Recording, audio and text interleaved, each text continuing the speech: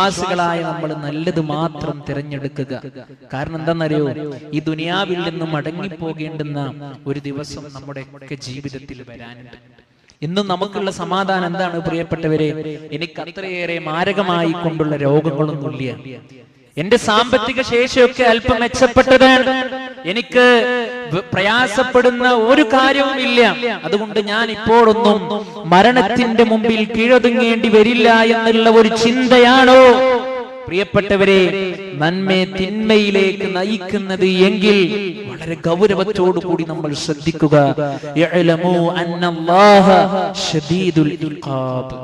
അല്ലാഹു സുബ്ഹാനഹു വ തആല കഠിനമായി ശിക്ഷിക്കും. അതുകൊണ്ട് ആ റബ്ബിങ്കലേക്ക് തിരിച്ചു പോകാനുള്ള ഒരു ദിവസത്തെ കാത്തിരിക്കേണ്ടവനാണ് വിശ്വാസി. ഒരു ദിവസം അല്ലാഹു സുബ്ഹാനഹു വ തആലയിലേക്ക് മടങ്ങി പോകേണ്ടവനാണ്.